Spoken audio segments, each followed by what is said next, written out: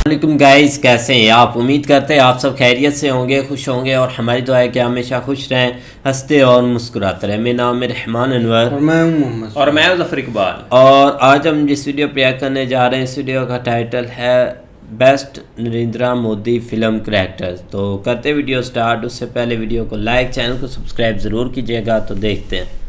India is a democratic country. देखते हैं उसके बाद क्या होता है। तुमने हमारा बलिदान देखा है, अब बदला भी देखोगे। भारत माता की। Welcome to social.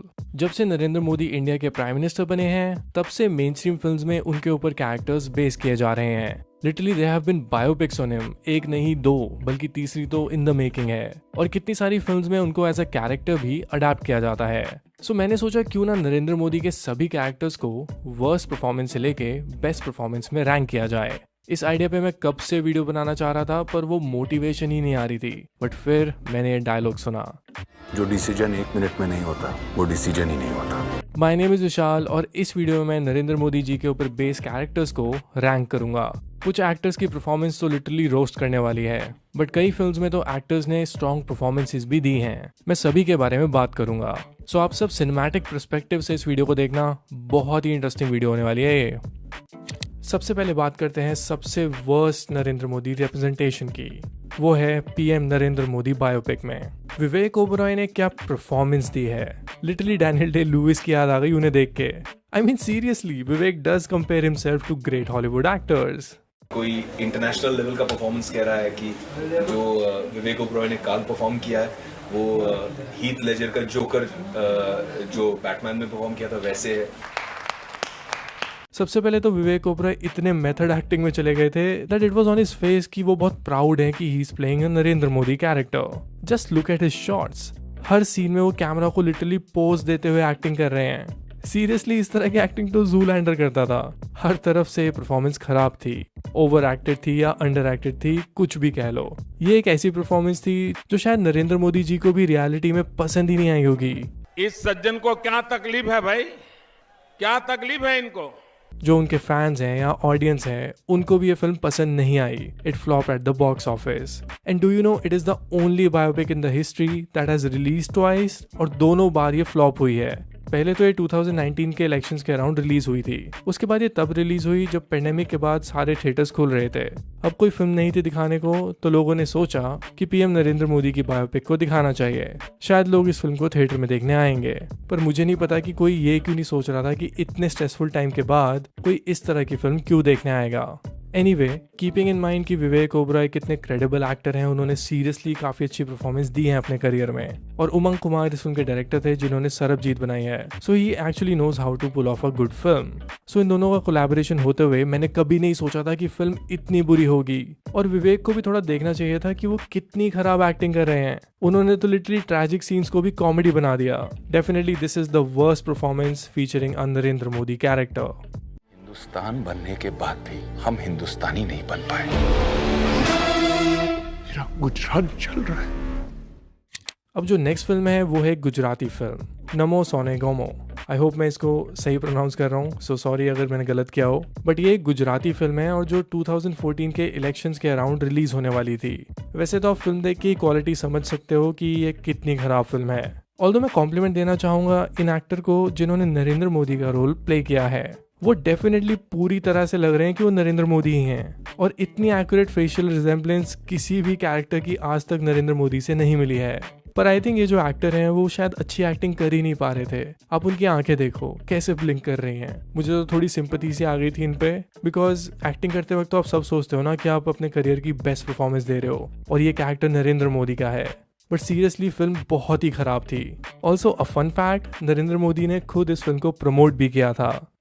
સમગ્ર વિશ્વમાં ભય અને દહેશત ફેલાવનારા નાપાક તત્વોને પકડી લેવામાં આવ્યા છે ને ગુજરાતની શાંતિને ભંગ કરનારાઓની મેલી મુરાદને ક્યારે પણ સફળ થવા દેવામાં નહીં આવે। नंबर 5 पे है बटालियन 609।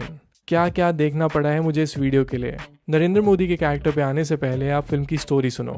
इंडियन आर्मी और पाकिस्तान आर्मी की टीम का क्रिकेट मैच होता है इस फिल्म में, और रीजन ये होता है कि पाकिस्तान आर्मी ने एलओसी पे क्रिकेट बॉल फेंक दी होती है इंडिया की तरफ। वाओ। उसके बाद दोनों देशों की आर्मी डिसाइड करती है कि अब हम एक मैच खेलेंगे और दोनों तरफ के लोग कुछ इस तरह बात करते हैं। खबीस के बच्चे, तेरी इतनी हिम्मत, तूने मेरे मुंह पर बॉल मारी। अबे थैंक यू बोल के बॉल मारी है, गोली नहीं मारी। अब नरेंद्र मोदी इस फिल्म में एक बड़ा इंपॉर्टेंट रोल प्ले करते हैं। ये जो मैच होने वाला है उसको नरेंद्र मोदी ही अप्रूव करते हैं। जिन एक्टर ने नरेंद्र मोदी का कैरेक्टर प्ले किया है उनका नाम है के Shukla. I am so sorry sir, but ये एक बहुत ही खराब कैरेक्टर रिप्रेजेंटेशन थी और पता नहीं क्यों राइटर्स इस तरह की स्टोरी लिखते हैं और उसमें एक सीरियस प्राइम मिनिस्टर को इस तरह से रिप्रेजेंट करते हैं। So it was definitely a very poor representation. India is a democratic country. इस मैच के लिए मुझे प्रेसिडेंट साहब से मशवरा करना होगा। देखते हैं उसके बाद क्या होता है। नंबर 4 पे है web series Modi journey of a common man. इस वेब सीरीज में famous TV actor Mahesh Thakur ने नरेंद्र मोदी के रोल को प्ले किया है। Honestly not that great of a performance, बहुत ही जेनेरिक एक्टिंग थी, बट अच्छी बात यह है कि कोई फालतू की ओवर एक्टिंग नहीं थी इस रोल में। एक बहुत ही सिंपल सी वेब सीरीज है। It's more like a Wikipedia page of Narendra Modi ji. So it works for those people जो नरेंद्र मोदी जी की लाइफ को बहुत सिंपलिस्टिक वे में विजुअली जानना चाहते हैं। ऑल्दो मैंने इस सीरीज को देखते हुए ये भी रियलाइज किया कि जो महेश ठाकुर हैं वो नरेंद्र मोदी से ज्यादा राहुल गांधी को रिजेंबल करते हैं। सो बहुत ही आयरॉनिक सी बात हो गई, but I think he can also play Rahul Gandhi in some film, अगर कोई उन पर फिल्म बनाता है तो।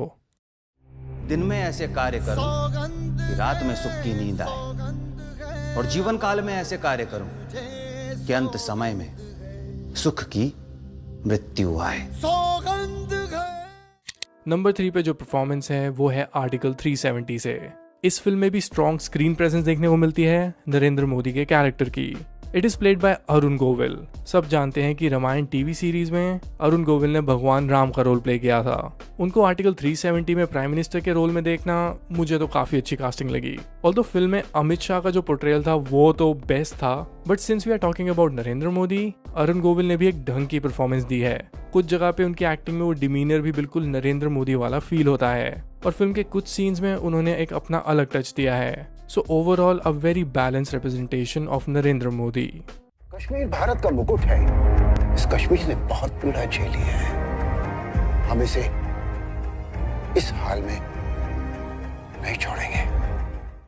नंबर 2 स्पॉट पे जो परफॉर्मेंस है वो है उरी द सर्जिकल स्ट्राइक से। उरी में एक्टर रजत कपूर ने नरेंद्र मोदी का रोल प्ले किया था। जिन्हें नहीं पता है, रजत कपूर वही एक्टर हैं जो 90s में ब्योमकेश बख्शी का रोल प्ले करते थे। He is a credible actor और नरेंद्र मोदी के रोल को भी उन्होंने एक सीरियसनेस के साथ प्ले किया था। It was probably the first mainstream role that was actually impactful. इससे पहले सभी नरेंद्र मोदी वाले कैरेक्टर्स मौकरी की तरह थे। फिल्म में रजत कपूर ने थोड़ा बोलने का तरीका, थोड़े जेस्चर्स को डेफिनेटली मिमिक किया, but that never became a problem. As an actor उन्हें पता था कि मेन स्ट्रीम फिल्म में इसी तरह से नरेंद्र मोदी को दिखाना चाहिए, इसीलिए उन्होंने थोड़े थोड़े नुआंसेस नरेंद्र मोदी की रियल पर्सनालिटी से अडेप्ट किए। मुझे रजत कपूर की परफॉर्मेंस बहुत एंटरटेनिंग लगती है और एक्यूरेट भी। शाबाश, अच्छे बेटे हो जो माँ का ख्याल रखना चाहते हो, मगर देश का ख्याल रखना भी जरूरी है, वो भी तो माँ ही है। नंबर 1 पे वो रिप्रेजेंटेशन होगी जो मुझे आज तक की बेस्ट लगी है। वो आई अवरोध वेब सीरीज में। ये वेब सीरीज भी सर्जिकल स्ट्राइक के ऊपर बेस्ड है और ये काफी डिटेल्ड है अपने अप्रोच में। So you get to see a well established character of Narendra Modi. Actor Vikram Gokhale ने ये रोल प्ले किया था और क्या स्ट्रॉन्ग परफॉर्मेंस दी थी उन्होंने इस कैरेक्टर को कभी भी एक कैरिकेचर कैरेक्टर नहीं बनाया, जो यूजुअली ज्यादातर एक्टर्स करने की कोशिश करते हैं। एक्चुअली विक्रम गोखले एक्टर ही इतने बढ़िया थे। Sadly he passed away in 2022। मेरे ओपिनियन में उन्होंने एक नई रेंज दिखाई थी सबको कि नरेंद्र मोदी के कैरेक्टर्स को एक सीरियस कैरेक्टर की तरह भी प्ले किया जा सकता है। उनकी परफॉर्मेंस में ना कोई मिमिक्री थी और ना ही कोई रूटीन एक्टिंग थी। Definitely the best adaptation of Narendra Modi on screen. इसीलिए विक्रम गोखले की परफॉर्मेंस को मैं नंबर 1 स्पॉट पे रखता हूँ। इस बार हम सिर्फ एक बयान नहीं जारी करेंगे, बल्कि हम जवाब देंगे। ऑलराइट देन, वीडियो खत्म करते हैं, पर उससे पहले आपके लिए क्वेश्चन।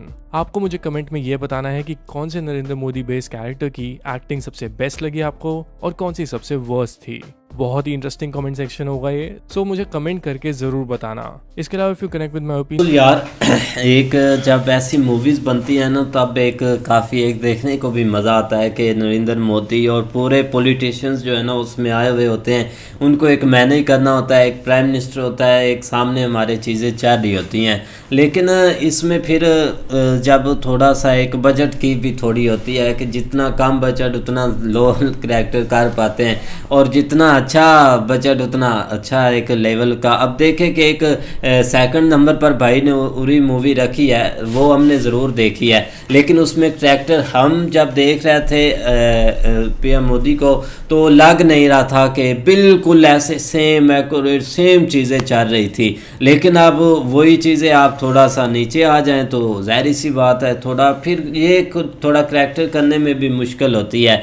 अब हम महाभारत देख रहे थे, उनमें राम जी बने हुए हैं तो इधर मोदी जी बने हुए तो रामायण में तो उसमें भी एक बिल्कुल सेम आ रहा था। क्यों, उसमें थोड़ी सी हिंदी ज़्यादा भाषा बोलनी है तो फिर उनसे बढ़कर तो हिंदी ऐसी कोई नहीं बोल सकता जैसे उनकी एक प्रैक्टिस हुई है या जैसे उन्होंने एक बोली है। तो बेस्ट वीडियो थी यार, एक देखकर भी काफ़ी अच्छा लगा। नहीं वाकई एक देखो ना, एक काफ़ी एक करैक्टर उन्होंने भाई एक मतलब कि कईयों ने तो अच्छे भी किए हैं एक पीएम मोदी के एक फेस में, लेकिन कईयों को नहीं भी जची एक्टिंग, क्योंकि कुछ फ्लॉप भी हो जाते हैं और मुझे लगता है कि ज़्यादातर फ्लॉप ही हो गए। अब ठीक है पीछे से थोड़ी सी सपोर्ट तो होनी चाहिए, लेकिन आगे एक आपके पास स्टोरी और करैक्टर भी एक होना चाहिए जो कि एक पीएम मोदी जी की तरह भाई एक लगना चाहिए। अब देखो ना, ये जो एक डायरेक्टर वगैरह होते हैं ये एक नब्ज इन्होंने पकड़नी होती है कि जो एक चीज़ ट्रेंड में हो उस पर मूवी बना देते हैं। अब पीएम मोदी जी एक ट्रेंड में थे और अभी भी ट्रेंड में है